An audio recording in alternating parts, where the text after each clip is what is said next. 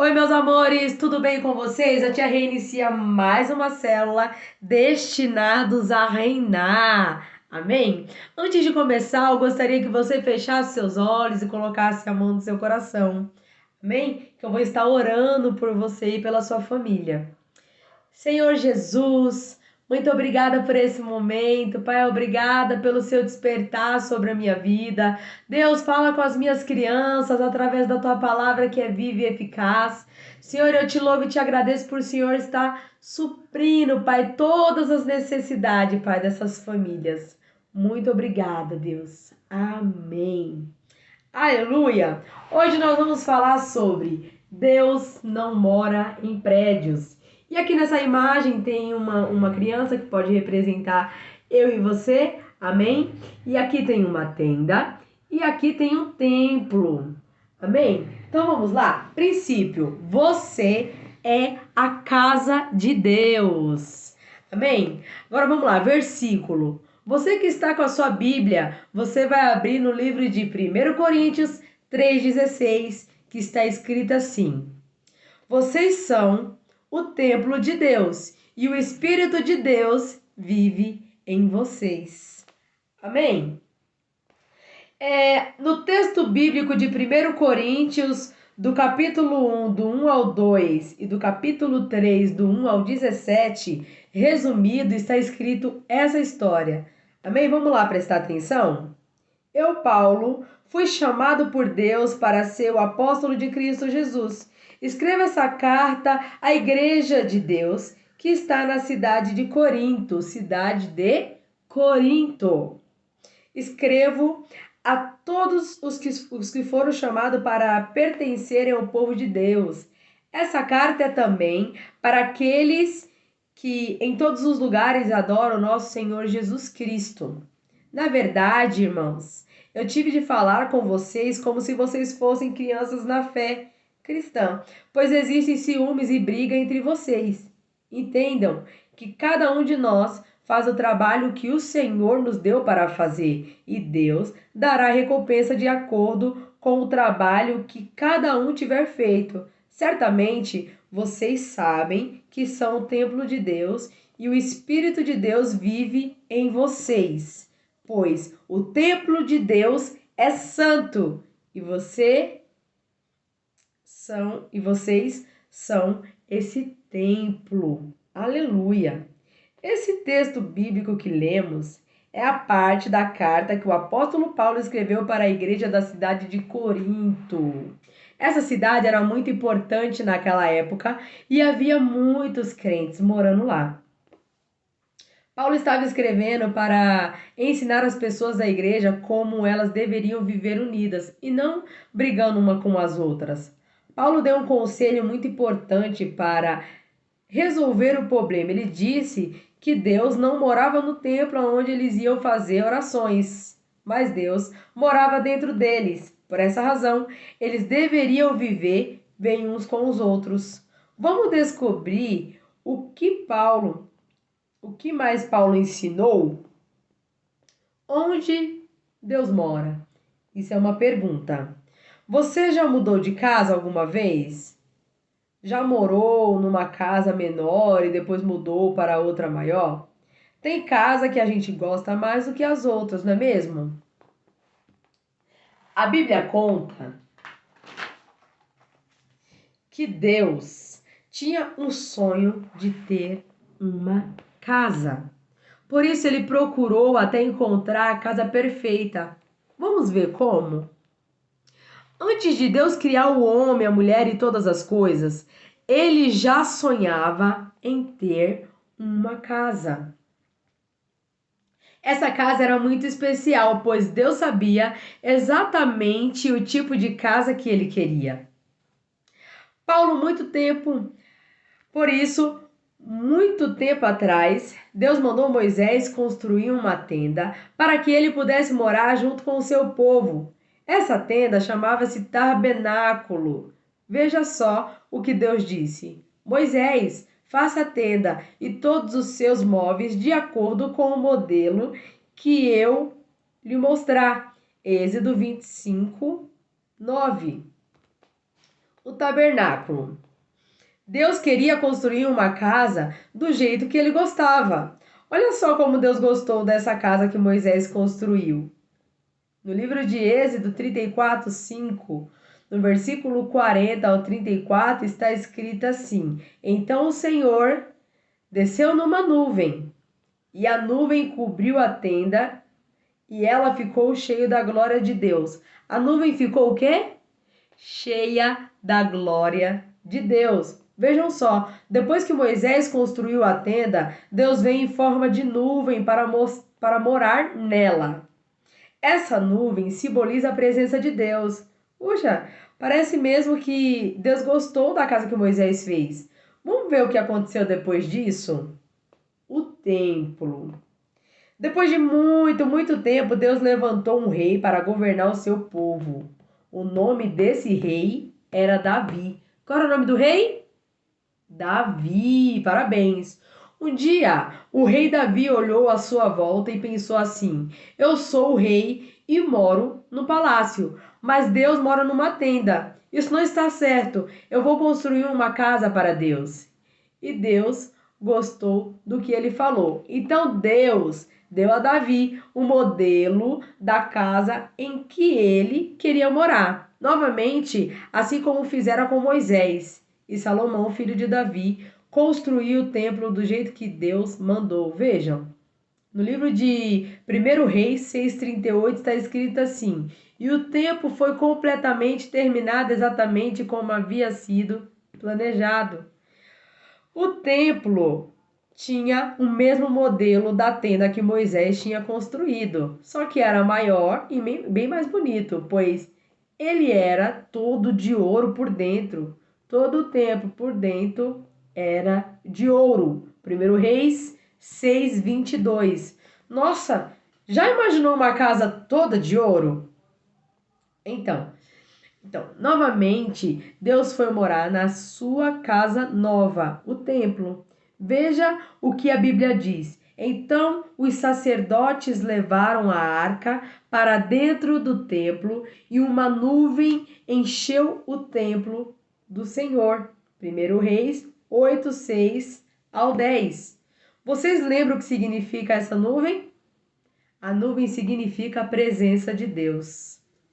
Mas, muito tempo depois, esse templo foi destruído. Será que Deus ficou sem casa de novo? Não. Agora é que vem a melhor parte. Quando Paulo escreveu essa carta para a igreja, ele estava contando para eles onde estava a nova casa de Deus. É isso que vamos descobrir agora. Deus não mora em prédios. Repita aí no seu lugar. Deus não mora em prédios. Lembra quando falamos que a gente muda de casa várias vezes até encontrar uma casa de que a gente realmente goste? Pois é, Deus também ainda não havia encontrado a casa perfeita. Olha o que a Bíblia diz. O Deus Altíssimo não mora em casas construídas por seres humanos. Atos 7:48. Sabe quem construiu a casa perfeita para Deus? Vamos ver se você sabe. Adivinha quem construiu a casa perfeita para Deus? Se você falou Jesus, você acertou. Quando Jesus veio à Terra, ele morreu, ressuscitou e depois enviou o Espírito Santo. Enviou quem? O Espírito Santo. Assim, o sonho de Deus de ter a casa perfeita se realizou. Sabe qual é essa casa? O seu coração. Deus sonhou em morar dentro de você. E é por isso que Paulo disse que todos aqueles que receberem Jesus pela fé se tornam casa de Deus. Você é a casa de Deus. Que você possa ter revelação plena disso. Você é a casa de Deus. A partir do momento que você abre a sua boca e você declara, você confessa o Senhor Jesus como o único e salvador da sua vida, o Espírito Santo de Deus, ele passa a fazer morada dentro de você. Amém? Então você se torna a casa de Deus. Deus, ele não habita em prédios. Às vezes nós vamos para a igreja e nós falamos, eu tenho o hábito de falar, tô indo ali no prédio. né? Eu criei esse hábito porque eu sei que a igreja sou eu e que Deus habita dentro de mim. Então que você possa ter revelação disso, que o prédio da igreja, ele está lá, mas se você não estiver lá e os seus irmãos em comunhão, nada irá acontecer. A glória de Deus não vai se manifestar. A presença de Deus não vai descer. Amém? Então que você possa ter plena convicção que você é a casa de Deus. O Senhor, ele mora dentro do seu coração. Então, por conta disso, cada dia você tem a oportunidade de se tornar imagem e semelhança do Senhor Jesus. Fazendo o quê? Ter atitudes que Jesus teria. Amém? Então, que você possa amar o seu amiguinho, amar a sua mãe, respeitar os seus pais, respeitar os seus amigos, transmitir a vida de Deus para eles. Como que a gente se enche de Deus? Lendo a palavra de Deus, escutando aqui a célula que a tia Rê ministra para vocês. Isso edifica a sua alma e o seu espírito. Isso te enche de vida de Deus. É o que faz você querer assistir a célula todas as vezes e permanecer firme no caminho do Senhor. Amém? Agora é a hora das perguntas. Vamos ver se você prestou atenção? Então vamos lá. Qual era o grande sonho de Deus? Qual era o grande sonho de Deus? Se você respondeu ter uma casa para morar, você acertou. Mas você lembra que ele pediu para Moisés construir a tenda e depois o rei Davi foi governador do mundo e ele fez um templo, mas nenhuma das duas casas. A tenda sendo uma casa mais simples e o templo sendo uma casa de ouro, uma casa linda. Não era essa casa que o Senhor queria morar? Você lembra que mais para trás a tia Rê falou que Deus ele não quer morar em casas que seres humanos construiu? Ele quer morar na casa que Jesus construiu. E quem é a casa que Jesus construiu? É eu e você. Amém? Quem foi que construiu a primeira casa para Deus? Olha, eu acabei de falar. Se você respondeu Moisés, você acertou. Como era essa casa? Era uma tenda, a casa que Moisés construiu. Como Deus apareceu na tenda que Moisés construiu? Você lembra como é que Deus apareceu na tenda? Ele apareceu em forma de nuvem. Qual é o nome do rei que teve a ideia de construir a casa para Deus? Rei Davi. Amém? Como se chamava essa segunda casa? Templo. Amém? Mas quem construiu a casa perfeita com que Deus sonhou? Eu acabei de falar, eu dei uma mini resumida aqui e acabei falando quem foi que construiu? Foi os homens que construiu a casa que Jesus, a casa que ele queria morar? Não, foi Jesus. Amém? Que casa é essa? Qual é a casa que Deus quer morar? Se você respondeu o meu coração, você acertou. Amém? Que no caso é o seu coração. Qual é a casa perfeita de Deus? O templo de ouro ou o seu coração? O seu coração. Deus mora no prédio da igreja? Não. Onde Deus mora hoje? Repita assim: no coração daqueles que creem em Jesus e o receberam o Espírito Santo. O que tem no seu coração que é mais valioso do que o ouro? O que é mais valioso assim dentro de você agora?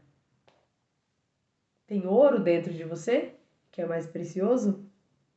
O que tem de mais precioso dentro de você, dentro do seu coração, é o Espírito Santo de Deus.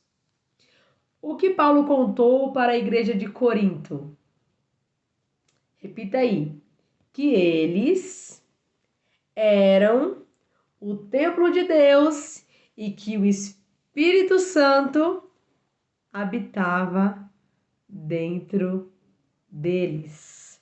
Amém? Agora eu quero que você repita aí comigo o versículo que falamos no comecinho, que está escrito na Bíblia, no livro de 1 Coríntios 3,16, que diz assim: Vocês são o templo de Deus e o Espírito de Deus vive em vocês. 1 Coríntios 3,16. Amém? Deus falou muito comigo. Deus falou muito comigo através dessa palavra que foi ministrada hoje. Eu creio que vai falar o seu coração também, em nome de Jesus. Amém? E é isso, a tia Rê finaliza por aqui. Beijo grande, que Deus abençoe você e toda a sua família. Eu profetizo uma semana maravilhosa, uma semana linda para vocês. Amém? Tchau, tchau. Deus abençoe. Mua!